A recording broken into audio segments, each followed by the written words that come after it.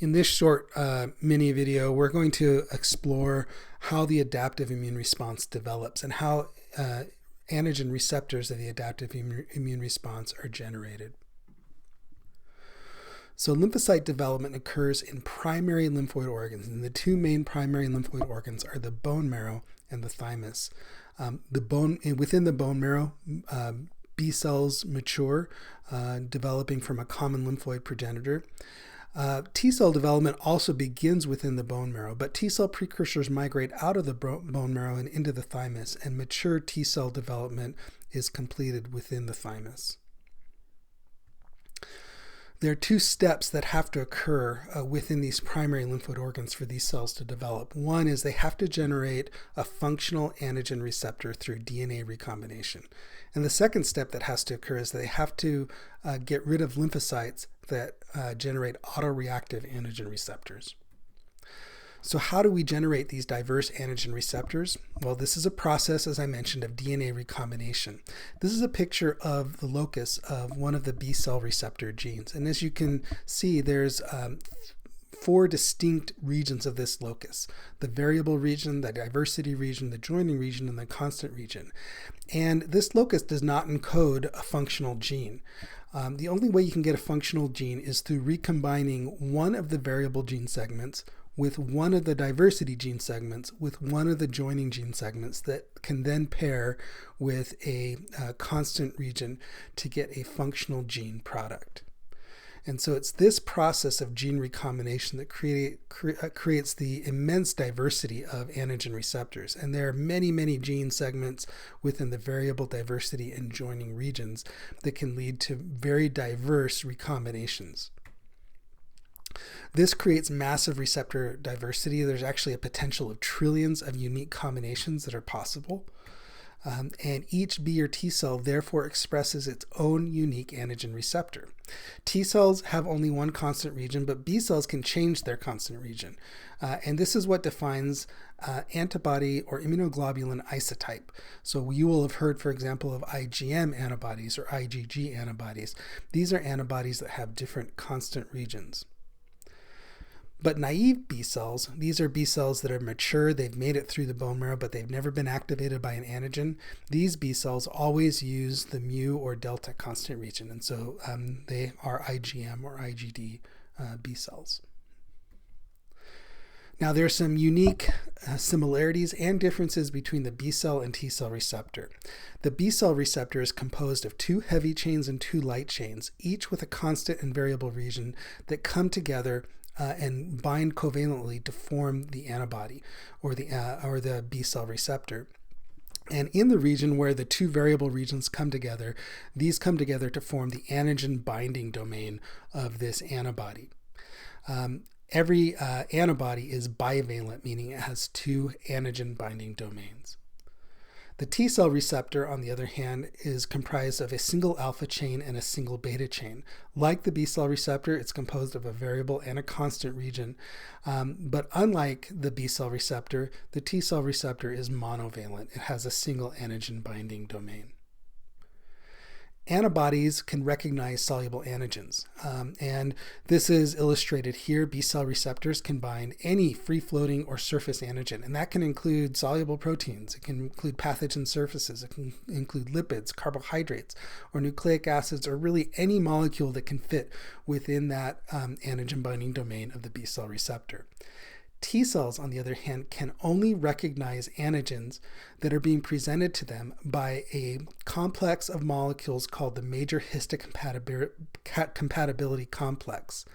And the MHC is a cell surface molecule expressed by antigen-presenting cells, and the MHC is bound to a peptide, usually between about 8 to 20 amino acids long. And so this T cell receptor on this T cell is recognizing a combination of this MHC molecule and this peptide being presented to it by that MHC molecule. Now, activated B cells, once they become activated, they are able to secrete their receptor as an antibody. And they are secreted as one of four main antibody classes or isotypes: IgM, IgG, IgA, and IgE. What you'll notice is that these antibodies can be secreted either as monomers in the case of IgG and IgE, or in the case of IgM as a pentamer or a dimer in the case of IgA. The function of secreting, for example, IgM as a pentamer is the increased number of antigen binding sites or the increased valency of this structure can increase the avidity with which this antibody binds to its antigen. Now, a single B cell only secretes a single antibody or a single isotype at a time. Okay. Now, on the other hand, T cells, as I mentioned, they have to recognize their antigens only in the context of MHC molecules. And there's two main classes of MHC. CD4 positive T cells are activated by MHC class II. And this is an example of a cell expressing MHC class II bound to this peptide binding to this T cell receptor. And this binding is stabilized by this co-receptor called CD4. CD8 positive T cells are activated by MHC class I. And in this case, the T cell receptor and MHC interaction is stabilized by the co-receptor CD8. In humans, the MHC locus or the MHC genes are referred to as the human leukocyte antigens, or HLA. There are 3 MHC class I genes, HLA-A, B, and C, and 3 MHC class II genes, HLA-DP, DQ, and DR. Now, these MHC genes are the most polymorphic in our entire genome. There are well over 15,000 polymorphic variants of MHC genes that have been characterized so far, and we're probably only scratching the surface. The question is, what is the purpose of this incredible diversity? Here's a picture of an MHC molecule bound to this peptide. And each MHC molecule, it binds to a range of peptides based on their biochemical characteristics. This is a non-covalent but stable binding. And MHC molecules can bind and do bind self-peptides under normal conditions. But when you're infected with a pathogen, this MHC molecule presents foreign peptides derived from the pathogens to T cells. There are 6 unique MHC genes, as I mentioned in the previous slide, and 2 alleles of each gene. So this really increases the diversity of peptides that can be presented within an individual. And then the existence of thousands of polymorphic variations of each MHC gene increases the diversity of peptides that can be presented within a community or population. All nucleated cells express MHC class I, and so here's an example of, let's call this an epithelial cell bound to 2 copies each of HLA-A, B, and C. And the nomenclature for these HLA genes is that the allele is designated by a number. And so this is the HLA-A2 allele, and this is the HLA-A20 allele, similarly for the HLA-B and C molecules.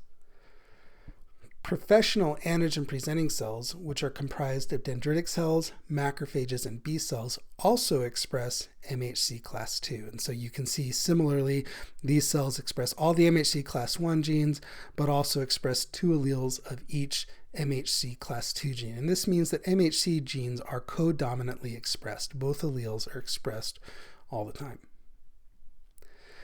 Now, this brings us back to understanding T cell development in the thymus. The thymus is composed of 2 lobes located on the upper mediastinum. It's largest in infants and actually becomes atrophied in adults. Some of you in the medical school class, you're still in your 20s, you probably still have something of a thymus. I'm approaching 50, my thymus is basically gone. The thymus is comprised primarily of thymocytes, or immature T cells. And here's a picture of an adult versus a child thymus. Within the thymus is the cortex and the medulla. T cell progenitors go in, mature T cells come out. Within the cortex, developing T cells undergo receptor rearrangement and positive selection for T cell receptors that are capable of binding to MHC molecules. Actually, most T cell rearrangements don't result in T cell receptors that can bind MHC molecules. And at this stage, about 95 to 99% of thymocytes die.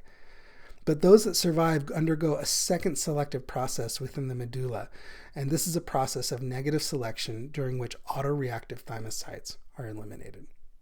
Okay. So that is an introduction to how lymphocytes develop and how they recognize their antigens. In the next mini lecture, we will discuss lymphoid anatomy and how T cells and B cells are activated.